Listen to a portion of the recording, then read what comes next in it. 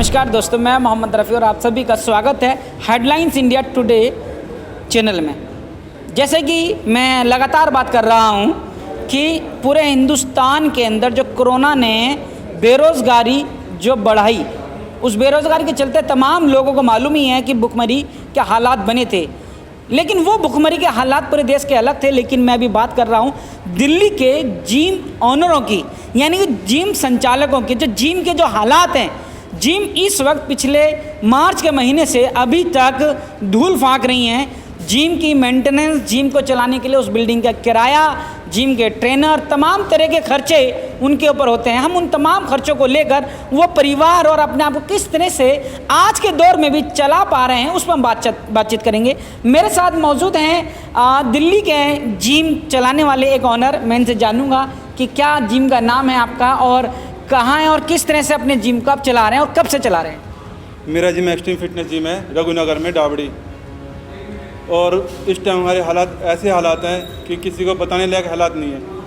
हम लोग कैसे अपना गुजारा कर रहे हैं, सरकार को हमारे से कोई मतलब नहीं है। और मैं खुद जिम का ओनर हूँ, उसके बावजूद मेरी हालत ऐसी है तो मेरे ट्रेनर की हालत कैसी होगी। और आप ये बताओ कि हम लोग अपनी इम्यूनिटी पावर बढ़ाते हैं लोगों को जो है सब चीज़ करवाते हैं। उसके बाद भी किसी को हमारे जिम से अगर कोविड होता है तो हम उसके जिम्मेदार हैं। आप हमारे को एक भी कोई केस दिखा दो कि कोविड हुआ हो जिम कर रहा हो। और हम लोग सरकार से हमारी यही रिक्वेस्ट है कि प्लीज़ कृपया करके हमारे जिम खोल दिए जाएं। और हम लोग जो है बिना जिम के चलाने के अलावा हमारे पास और कोई चारा नहीं है भी हम कुछ और कर सकते हो। बिल्कुल, सीधा एक सवाल तो आ ही रहा है। जिम चलाने का मकसद कहीं ना कहीं दो हैं। एक तो जिम चलाने से जो इनकम ऑफ सोर्स उस जिम संचालक का होता है वो कहीं ना कहीं 5 महीने से बहुत बुरी तरह से प्रभावित हुआ है। दूसरा कि जिम चलाने का दूसरा बड़ा मकसद ये भी है कि जो व्यक्ति जिम करता है, कसरत करता है, फिट रखता है अपनी बॉडी को, वो 5 महीने से अपने आप को फिट नहीं रख पा रहा है। तो वो भी एक बड़ा सवाल बना हुआ है।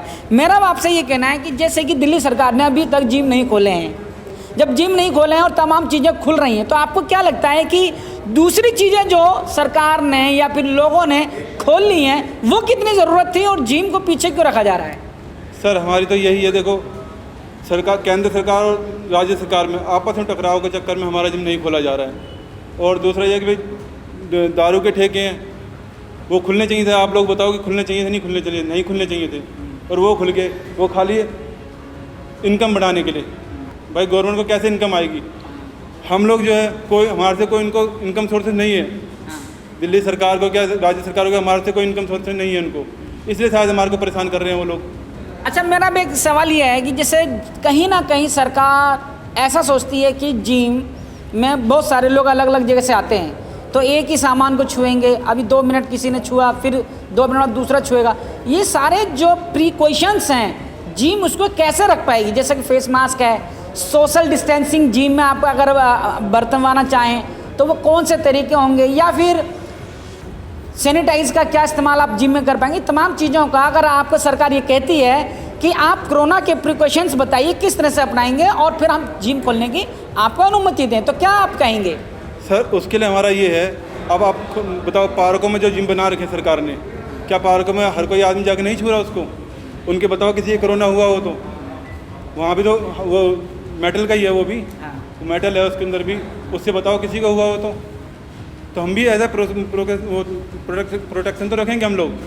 मगर यह है कि सरकार हमारे को जो आदेश देगी, जैसे आदेश देगी, हम उसमें राजी हैं, मगर हमारे जिम खोले जाएँ। कहीं ना कहीं मैं अपने दर्शकों को कहना चाहूँगा कि वाकई में ये बात सही है कि जिस तरह से पार्कों के अंदर ओपन जिम बने हुए हैं, क्या उनको ताला लगाया गया है? नहीं, वो खुले हुए हैं, ओपन जिम है। वहाँ पर लोग आते हैं और उस जिम से भी अपनी जब कसरत करते हैं, उस सामान को छूते हैं, तो कहीं ना कहीं क्या वहाँ पर दिल्ली सरकार के द्वारा कोई प्रिकॉशंस अपनाए जा रहे हैं? सवाल है अपने आप में। दूसरी बात कि कहीं ना कहीं जिम संचालकों को अगर कोई गाइडलाइन दी जाए कि जो भी आपके जिम में एंट्री करता है, जिम करने के लिए आता है, तो वो फेस मास्क पहनकर आए। जिम जब करता है तो कहीं ना कहीं सोशल डिस्टेंसिंग भी बना के रखें, या फिर जैसे धार्मिक परिगतियों को लेकर ये कहा गया है कि किसी ऐसी जगह पे 40 या 50 से ज़्यादा की गैदरिंग ना हो, तो जिम मालिक भी उस गैदरिंग को मेंटेन करने के लिए तैयार हैं। वो भी तैयार हैं कि अगर हमारा 1 घंटे का जो ट्रेनिंग का वक्त चलता है, कि जैसे आपके जिम में लगभग पर हावर्स कितने जिम करने वाले आते हैं अंदाजा? 10 आ जाएंगे एक बारी में, 20 आ जाएंगे, 10 से 15 आ जाएंगे, उससे 20। यानी कि आप पर हावर्स की गैदरिंग 10 से 15 का मेंटेन करने के लिए तैयार हैं। yes। अगर दिल्ली सरकार गाइडलाइन में ये लाती है कि 10 पर हावर्स की गैदरिंग आपके जिम के अंदर 15 से ज़्यादा ना हो, तो आप उसको मेंटेन कर लेंगे? मेंटेन करेंगे हम लोग। कहीं ना कहीं जैसे कि हमने जाना है कि जिम संचालक बोल रहे हैं कि अगर पर हावर्स के हिसाब से भी अगर दिल्ली सरकार ये गाइडलाइन देती है कि आप फेस मास्क सारे वो लोग लगा के आएँ, सैनिटाइज का व्यवस्था की जाए और गैदरिंग जो है 10 से 15 से ज़्यादा ना रहे, तब भी जिम संचालक दिल्ली सरकार के इस गाइडलाइन पर भी खुश हो जाएंगे। लेकिन ना जाने दिल्ली सरकार का ध्यान जिम संचालकों के ऊपर क्यों नहीं आ रहा है, एक बहुत बड़ा सवाल है। इन तमाम सवालों के साथ मेरे दर्शक जो मेरे साथ जुड़े हुए हैं, मैं अपने दर्शकों को कहूँगा कि इन सारी बातों को सुनकर आप अपनी राय इस कमेंट्स बॉक्स में ज़रूर दें। मेरे साथ जुड़े रहने के लिए headlines India today, Mohammed Rafi.